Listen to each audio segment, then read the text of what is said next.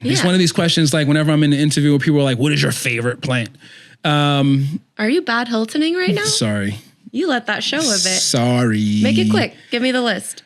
ZZ Pants. Pothos. ZZ Pants. I love ZZ Pants. ZZ Plants. ZZ Plants. ZZ Tops and ZZ Pants.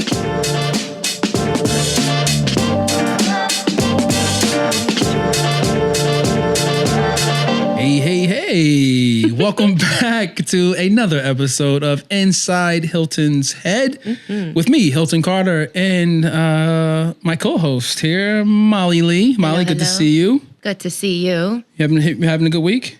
It's been a good week. Yeah? It's a good, nice, enjoyable week to do what? What have you been doing with your day? Your week, I guess. What have I been doing? Tell me. I played in a pinball tournament. Whoa, pinball, yeah, huh? DC State Finals. Hey. I made the top 16, only female. Only female top 16. Look at you. All right, let's roll with this. Yeah. How long have you been in the pinball? 8 years. Competitive pinball playing. Competitive pinball. I run the DC Pinball League. Shout out to my co-commissioners, Joanna, Kevin. Love you guys. I didn't know we were going to go here with this episode, but shout out to all you pinheads. Yeah, we're into that. Okay, pinheads. Pinballers. I like that one too. That one's whack. That one's awful. Shut down. Pinheads are much better. I've had a great week. This has been a great week for myself and the team.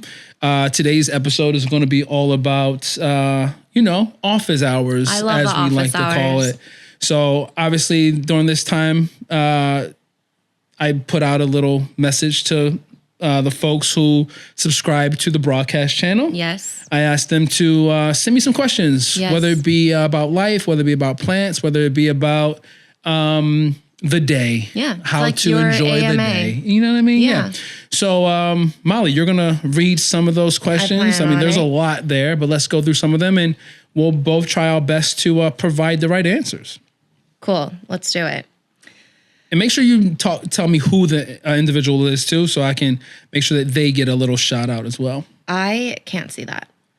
You can't see the name? Mm-mm. Just the questions. Just the questions. Mm-hmm. Well, maybe I'll guide. Try it on yours. Let me see if I can guide this ship. Now, if you guys aren't familiar with my broadcast channel, it is in Instagram. Mm-hmm. It's basically something that you can join.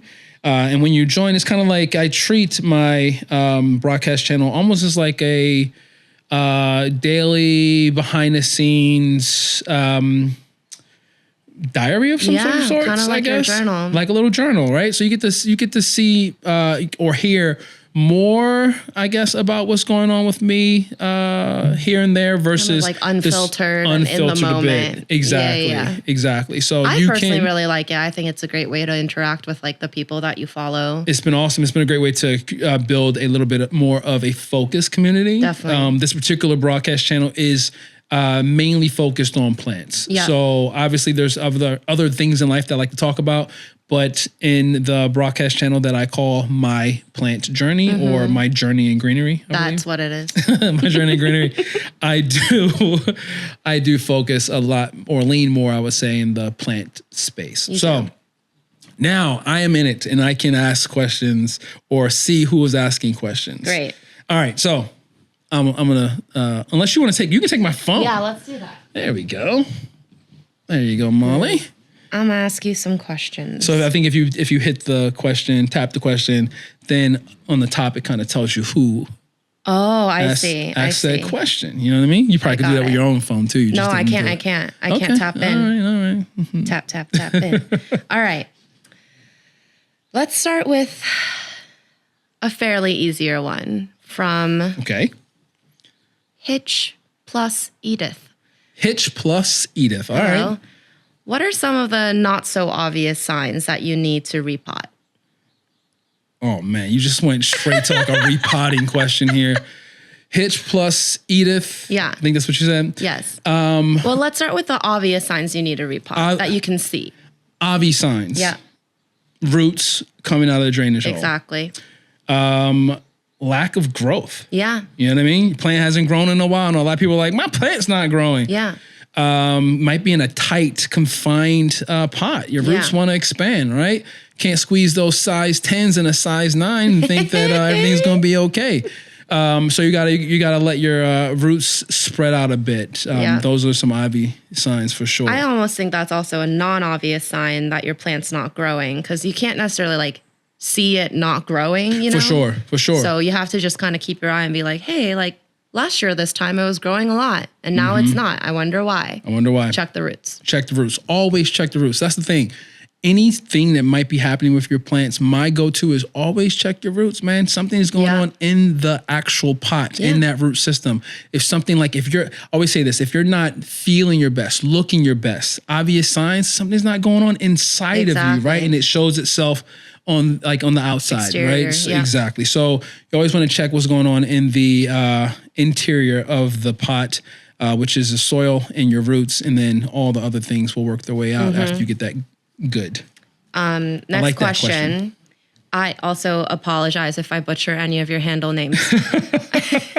English is my second language, It's kind of I just blame the school system, the public school system here in Baltimore. Hey, real quick, shout out to public school systems, Baltimore Public Schools. But I mean, look, there's a lot of things that we can, be better at when it comes to public school systems. But I went to a great one, Carver Center for Art and Technology. Hey, you feel me? Shout out. Center. Always wanted. I wish the one dream I wish I could have. If I could have one small dream, it would be to play in the NFL one night. I think it's Monday Night Football. So that I could do that little intro where they I guess they allowed a player to where they say their name and whatever school. Yeah, I would do Hilton Carver Center. You've definitely practiced that in front of the mirror. I can see that. Look, listen, Fiona and I, we do it every time football comes on. Every time. And I'll always switch it up. Sometimes I'm like, Hilton Carver A&T. or if I'm feeling college worthy, because I didn't go to any like sport colleges. So, that's the thing. Colleges that had athletics. I will go Hilton Carter, Micah. I'm an art kid, so there it is. But I did play football. Anyway, next question. All right, moving on to Tamilis_Costa, whatever school you went to. What are the best plants to put in an area that doesn't get much light? Oh my God, you're going heavy with the plant questions. I know. All right. What's the best plants to put in an area that doesn't get much light? Yeah. These who's listening to these people listening to this podcast are gonna be like, yo, I know these answers. Molly, I need better questions. Not that this is a bad question. I think this is just a typical question. Yeah. It's one of these questions like whenever I'm in an interview where people are like, what is your favorite plant? Are you bad Hiltoning right now? Sorry. You let that show a bit. Sorry. Make it quick. Give me the list. ZZ Pants, Pothos. ZZ Pants. I love ZZ Pants. ZZ Plants. ZZ Plants. Thompson, ZZ Pants. Snake Plants, Pothos, whatever you want to say. Some Calathea, Dieffenbachia can be a good one. I really felt your enthusiasm with that answer. No. I mean, these are plants. Look, if you don't have a lot of light, these are low light tolerant plants. I do want to say again, let's make sure that the keyword there is tolerant. None of these plants are begging to be pushed into the dark corners of your homes. They will all thrive in better light. Yep. There's no such thing as a low light loving plant. Next question. Mistaken_error. Error spelt with a 3 instead of an E. Hey, I feel that.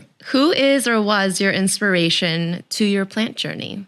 I like this question. I love this question. I'm curious. That's what this is all about. I want these questions so that those who are on the broadcast channel, but also listeners here on the podcast or anyone watching it, to get a little deeper sense of who I am. Yeah, right? So these are great questions to be asking. Who was my inspiration? Honestly, or what? I will say there was a plant shop in Glen Mills, Pennsylvania. That was my initial moment. That Shout aha. No, I'm good on that. Is that wow moment that happened for me? But I will say it was an ex's mom who was the catalyst in really making me go, oh, shit, I can do this. She taught me a little bit how to propagate. Oh. Shout out to Patty Wilson. She literally was like, hey, do this, do that. It'll grow roots. And I was just like, what kind of language is this you're talking about? Yeah. Like, and I did it and I was just like, holy shit, like this is working. And I did it more and I did it more. And that was the thing that really pushed me into, the journey. Mm-hmm. It was propagating again. Do you remember the first plant you propagated? Yes. She had a golden pothos that she was like, let me show you how to do the process. That's a great one to learn. It's a great one. And you see so many people propagate that plant, right? Yeah. And I think it was the idea, again, we're talking about setting people up for success. I think the idea of giving them a plant that is going to be low maintenance, but also something that they will see, do well in somewhat tough conditions, maybe. Mm-hmm. Plants that kind of are okay with tough love. Having that plant and working through it and seeing success in it pushed me to think that I could be better at bringing more plants in. Definitely. So yeah. It's funny you mentioned the pothos thing, and don't fact check me on this, but rumor has it, pothos just wants to die because they don't produce flowers anymore, nor seeds. So they're not propagating on their own. Mm-hmm. We're, as humans, just continuously doing it to keep them alive. And pothos is just like, I'm kind of done here. And we're like, no, you're not. I think we have a new series called Rumor Has It. Rumor Has It. I love that. Don't steal it. Well, we're going to make this before you even watch or hear this. So Rumor has it. There you go. All right. Next question's from Trip_Riles. How to become successful with being a plant stylist. So I guess some tips and tricks to plant styling. Couple off the bat. What are some tips and tricks on how to become a plant stylist? Start in your own space. Definitely. I think that's huge. Yeah. Get very creative in your own space. Understand the difference in light that can be created in different areas of a home. Mm-hmm. Be a bit more aware and thoughtful in how you layer different types of plants in a space and seeing them not just as greenery that can be positioned in a particular area of a home, but how particular types of foliage, whether it's texture or color, kind of exist next to each other. And shape and size. And shape, all of it, right? Treat it as a work of art. Treat it as if you are someone who is building up layers of a painting or a drawing or removing the clay to expose the sculpture underneath, right? For sure. I think you work in your space first, get really good at that, and then offer to do that to someone with someone else's home. Yeah. Right? As an offer. Like, let me just do this for you. And do that enough that you then have a portfolio of work to then start asking for money to do it, right? Definitely. Like for me, there's in anything that I've done, while I'm not asking people to work for free, sometimes you just have to do that to gain the actual knowledge of said thing. And the work, just to have the work, of course. Yeah, I mean, to be fully transparent, this podcast was kind of started because I wanted to do a different podcast, but I was like, I don't have my tools aren't sharp enough in interviewing individuals to do a podcast out the gate. How am I going to get better at podcasting? If you're not podcasting. If I'm not podcasting. So let me just start podcasting. Yeah. And then I will find my way in, I will find my voice as an interviewer. And then maybe I'll do this other podcast down the road. So I feel like you have to do the thing. You have to practice the thing. You have to sharpen that tool. And then you can start applying it to other things, or other spaces out in the world. Agreed. That's a great question. And I also love that you said, like, consider your own space, because it's not like I look at photos of your space and I'm like, I'm going to recreate that exact thing in mine. It won't work. Yeah, for various reasons. For sure. But one big thing in the plant thing is light. Like, I don't have this kind of light in my space. Yeah.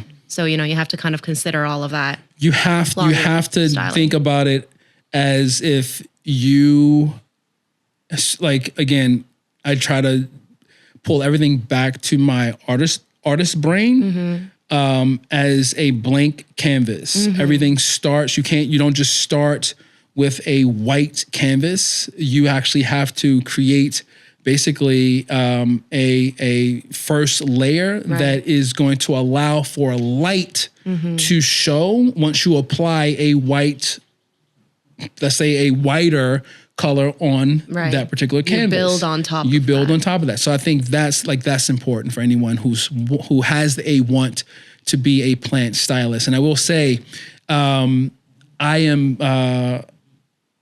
actually, I'll ask you this because I already know the answer, but maybe I'm being very biased and maybe I'm just in my own little bubble, but I hadn't heard the term or the job title of plant stylist before I decided that I was going to be a plant stylist. Had you heard plant stylist when you started working? No, not at all. I believe I was the first person to call themselves a plant stylist. If there's other people who have, I love that as well because there's never the first of anything. No. Right? People were already styling with plants before I started. I've been starting as a plant stylist since I was 5 years old. So. Okay. You're definitely not the first. It reminds me of that SNL skit. Which one? With, what is her name? Kristen Wiig. Yeah. Where she's always just like, I've been doing that. Oh, yeah. I've been styling. Actually. Yeah. I love, and while I did say that I was the first, even though I may or may not have been, but I do believe that to be true. I love that is the thing. Me too. I love that is a thing. I love that people are seeing it and wanting it to be a part of their life and allowing other people to do that work in their homes. Definitely. That's awesome. Another question. Throw me another question. This is great. Another one. Trinity Annika is asking, do you give workshops for plants and design? Trinity. I truly love that question because no, I haven't. I'm not doing that currently, but I have spoken to my team about it. Yes. Molly, what would you say about that question? Should I do something like that? The plan is in the works. I love something in the works. I think... Yes, you should definitely do it. I mean, your plant styling, your workshops, I mean, it's just a great way for you to engage with the community who want to see you IRL, who want to interact with you. Oh, so you see this as an IRL thing, not a virtual thing? I think it can be both. Because I'm not sure if Trinity lives here in Baltimore. Oh, yeah, it could I don't know both. where you are, Trinity. It could be both. It could be a situation where while recording... or while having a live event, we also throw it out there virtually. Yes. Trinity. That's how you started, Hilton. That is how I started. Doing these workshops in your home. This is true. Doing these workshops this is true. At plant shops, Trinity, we might be coming to a computer or a event space near you. Yeah. I don't know where you are, but Trinity, if you're in Baltimore, I hope to see you IRL, as Molly said. IRL. This might be my favorite question so far. Ooh, okay. This is from slily534. What do you do with plants that no longer bring you joy? What's the name again on this one? Lily. Lily. Lily. Or Slily. S. Lily. S. Lily doesn't know this, but I know this. I asked the question for people to send this in early this morning, and I saw her question while walking my dog at like 6 a.m. And it was dark out, and it kind of like hit me. I got a little emotional thinking about the question. It's like... Well, I guess my first question is, do you have plants or have you ever had a plant that doesn't bring you joy? That's where I was headed. It's just like this idea of like disposing or removing yourself from a friend. Like this friend no longer brings me joy, and how sad that is. I thought about, like, that's the first thing I thought about.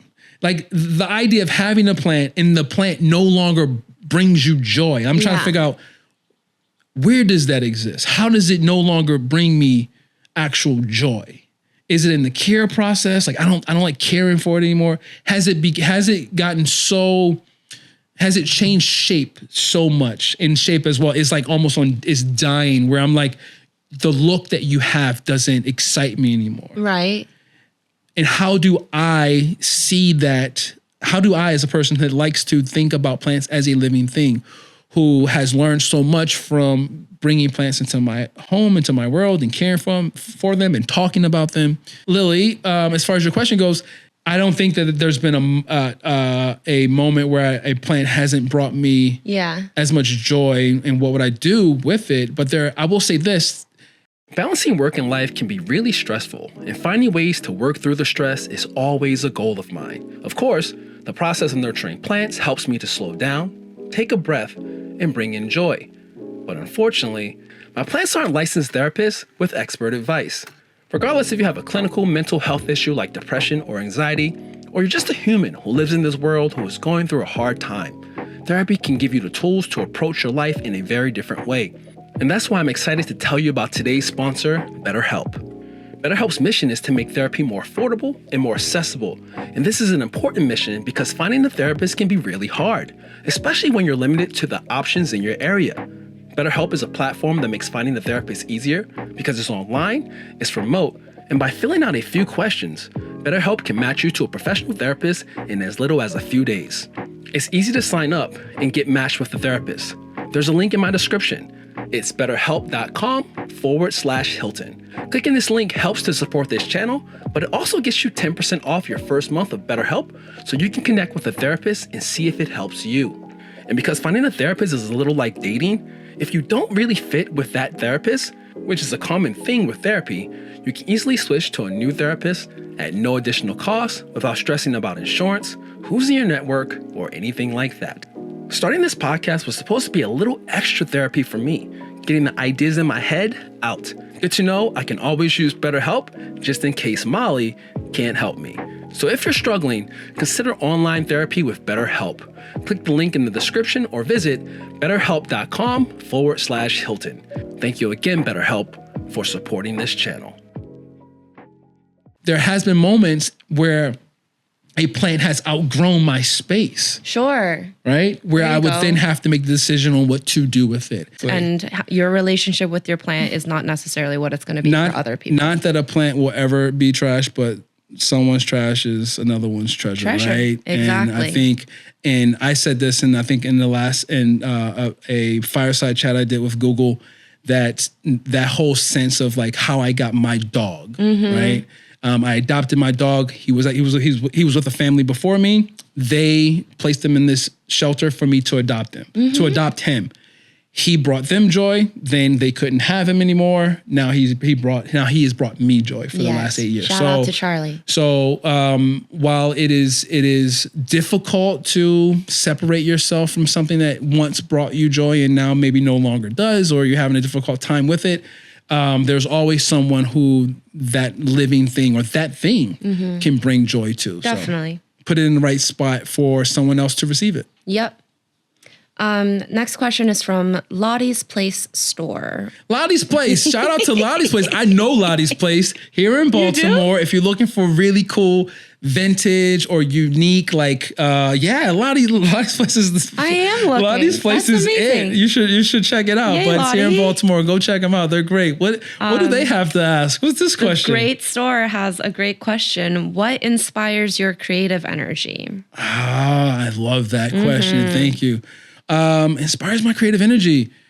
Art in general, man, like art, music, anything in the art space, I think is what inspires my creative energy. I try never to be complacent in the thing that I'm doing. I always try to keep things fresh and find an energy to keep pushing to be better at the things that I'm doing. Yeah. Trying to push out content and art that is going to inspire others. Yep. Knowing that there are other creatives out there that inspire me. So I do a lot of peering or research into a topic or thing that I'm trying to create, but then I allow myself to find moments to just take the other creativity that is being put out into the world, allow that stuff to seep into me as much as possible. So I think that like when you say allow, that's so important because I feel like being open to inspiration is a choice. Like you mentioned art as like a point of inspiration. So much of what we interact with daily can be art, and you just have to be aware and make the choice to interpret that as inspiration. Yeah. And let it affect you. 100%. 100%. Lottie's Place. I love that. Thanks, Lottie. Go check them out if you're in Baltimore. We're going to do one planty one. Okay, for sure. Oh, gosh. Sorry, whoever this is. Sebas Pradum. Sounds like a Harry Potter spell. What was your first plant? The one that made you buy more and more? Oh, that's a great one too. Do you remember your first plant purchase? My first purchase? Or I guess gift or how you first plant purchase just sitting right under him. Frank, my fiddle leaf fig. Yeah, I remember that first plant purchase. The one that started it all. The one that started it all. He is the catalyst to my love and passion for bringing plants into my own home and then providing them to others. How many years ago? This was in 2014. I was living in New Orleans. I got him from Harold's. What you know about Harold's? I love Harold's. The cats there are very cute. Yes. What do you know about the kitty cats at Harold's? Yeah. I go every time in New Orleans. Shout out to Harold's. It's the only reason to go to New Orleans. That is a huge joke. Anyone who knows me knows I love me some New Orleans. I love New Orleans. There's so many great things in New Orleans. That's a whole nother topic. We can do a whole episode. We should do a New Orleans episode. We should. We should go to New Orleans. There it is. At Harold's. Yeah, I think Frank was he's a fiddle leaf fig is going to be a finicky plant. Yeah. I believe that while you can ask the question, what are plants for newbies? Right. I was a newbie. I would never. Fiddle is not the place. I would never tell someone to start with a fiddle leaf fig, but maybe I would, because it was through the challenge of caring for this fiddle leaf fig that pushed me to be better. Now that might say a lot about who I am. Yeah. I'm a very competitive person. So I was up to the challenge. I was like, oh, you think you're going to die on me? Not today. Not today. So it depends on the type of person you are. But how small was Frank when you first got him? Frank was about 5 feet tall. Oh wow! Yeah, he was. And now he's what? I don't know what he's all lanky and all over the place. So if you stretched him up high, I don't know, he'd be about 13, I guess. He came from New Orleans. He traveled with me to apartment in Baltimore, from apartment to apartment, and then to this home here. So exactly. He's been through it. We've been through it together. Go and Frank. I love that journey. Next question is from Maylee.Creasy. Speaking of fiddle leaf figs, my fiddle leaf fig has gotten so tall. What's the best way to prune her? And I think that segues nicely into propagating and plugging in your new book. Just thinking ahead. Oh, you're talking about fiddle leaf fig. Making sure that you're pruning it to a point where you're allowing it to push out new growth for you. I mean, that's the whole idea of like branching a particular plant. Tell us about branching. Branching can occur 2 different ways, I guess. 3 different ways, right? One, naturally. Yep. Provided with enough care, light, moisture. If it's happy and excited about life, it'll push out new growth if it's a well taken care of plant. 2, you can prune it back by taking a cut of the branch and above the last leaf on that branch and below where you make that cut, you might see a branch or 2, maybe 3, start to make its way out. Or number 3, you could do scoring, which is basically cutting in right above a old leaf scar or node. And, also known as notching. Notching, there we go. You could notch and then see a new branch growth there. But the piece that you're cutting, let's say you are cutting off a branch, you can take that piece and then propagate it. You can then take that piece and wrap it in moss, keep it moist, and watch roots grow that way. Or you could, like I like to do, place them in water. And I talk a lot about this process in my new book. I think propagation is such a cool thing for you to write about now in your career, when that is sort of how all of this started, was like your love of propagation. That's and it. Like how to grow more plants from the plants you have. For sure. Shout out again to Patty Wilson, the one who showed me that process. That was it. Like I talk about it in the book. It was the catalyst. It was the thing that made me think this idea of taking a cutting from a plant. For me, it was the source of understanding that you had to pay attention to the details. Yeah. Like you take the cutting, you then have to take that and then move it into water. Now, for me, it was like place it in water, but you then have to be aware of where that water level is and what part of that particular cutting is submerged in water. So you're paying attention to that.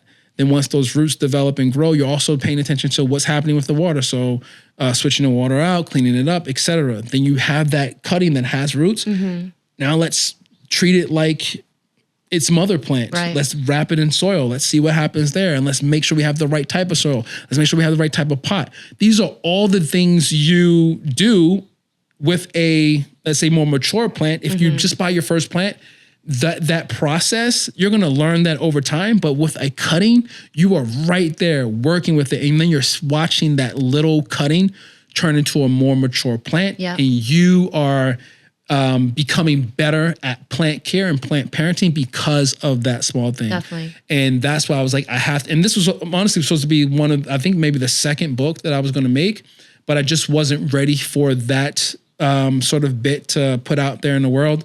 So I'm really excited, like super excited that this is the book that I get to put out now. It's a smaller book because I wanted it to be something that was a piece that you took with you. Right. I don't see it as like, if you want to put it on your coffee table, please display it. But I see it as a piece that you are pulling out a lot, kind of like a cookbook. The pages are going to be bent. It's going to have a lot of tabs in it. It's going to have dirt all over it, wet, all these things. I want to see it. I want to see it be used. Yep. You know what I mean? Like if you buy this book and you see me on tour and you bring your book for me to sign, it better be dirty, grimy. I want it to be swole. You know what I mean? Too much humidity hit that paper. So I'm excited about it. And I can't wait for people to get a little taste of it. So that's awesome. Yeah. Well, this was enough. This is great. I wanted to ask one last question. Sure. That's my own question. Ooh, ending office hours with your own little question. Go for it, Molly. What are you looking forward to the most, professional or otherwise, this year? Balancing work and life can be really stressful, and finding ways to work through the stress is always a goal of mine. Of course, the process of nurturing plants helps me to slow down, take a breath, and bring in joy. But unfortunately, my plants aren't licensed therapists with expert advice. Regardless if you have a clinical mental health issue like depression or anxiety, or you're just a human who lives in this world who is going through a hard time, therapy can give you the tools to approach your life in a very different way. And that's why I'm excited to tell you about today's sponsor, BetterHelp. BetterHelp's mission is to make therapy more affordable and more accessible. And this is an important mission because finding a therapist can be really hard, especially when you're limited to the options in your area. BetterHelp is a platform that makes finding a therapist easier because it's online, it's remote, and by filling out a few questions, BetterHelp can match you to a professional therapist in as little as a few days. It's easy to sign up and get matched with a therapist. There's a link in my description. It's betterhelp.com/Hilton. Clicking this link helps to support this channel, but it also gets you 10% off your first month of BetterHelp so you can connect with a therapist and see if it helps you. And because finding a therapist is a little like dating, if you don't really fit with that therapist, which is a common thing with therapy, you can easily switch to a new therapist at no additional cost without stressing about insurance, who's in your network, or anything like that. Starting this podcast was supposed to be a little extra therapy for me, getting the ideas in my head out. Good to know I can always use BetterHelp just in case Molly can't help me. So if you're struggling, consider online therapy with BetterHelp. Click the link in the description or visit betterhelp.com/Hilton. Thank you again, BetterHelp, for supporting this channel. I get the opportunity to show a new side of myself, whether that's really bad Hilton, a true bad Hilton, just evil. No, I just think evil. I'm looking forward to just putting out some content that we've been working on that hopefully, fingers crossed, knock on wood, all the things that you might think you need to do to have something come to life. I will say you put it out there into the world and you see it happen. I'm hopeful that those things that we've already started working on come to fruition, unfurl, let's say. But I will say at the end of the day, like I've been trying my very best over the last year and some change to be very present in the moment and not try to think about what is down the road. I think back to 2019 when I wrote my first book. And thinking about what could have been or like what was going to happen to me at that moment. Definitely. I wasn't thinking about that. I was just so excited about that. I wrote a book and it was out in the world. People were picking it up and looking through it. And I spent all this time writing this book and taking photos. And I was like, people are going to have this in their hands. Yeah. And that's kind of where I want to be right now. I want to be in a moment where it's just like, man, this is book number 5. Yeah. Who would have thunk that? I have 2 Target collections already out. And I have another one coming. Yeah. And if you would have asked 35-year-old Hilton or 36-year-old Hilton when he was like, I'm going to have this side hustle and interior design and plants, whatever, that this would be the path of result, you would have been like, where do I sign? Is that, are you serious? Is that possible? So I love that. So right now, like I am very fortunate to have what I have, and I can't be more happy. For sure. You know? I think nothing feels better than seeing your hard work and efforts come to fruition and seeing people respond to it. For sure. So I look forward to seeing you and being a part of this while you reap the benefits of that and see everything we've put our energy into come to life. For sure. We'll reap them together. Go team. Go team. Hey guys, thanks you for tuning in. Thanks for the questions, guys. Yeah, thank you for the questions. We'll be doing more of these episodes and answering more of your questions down the road. I'll probably ask this at least every few weeks. We'll get some questions in and we'll answer them here on the podcast, and we'll also answer them on the social channels as well. So again, stay tuned and make sure that you follow follow the podcast, subscribe to the YouTube channel, all that, and we'll see you soon. Peace. Later, guys.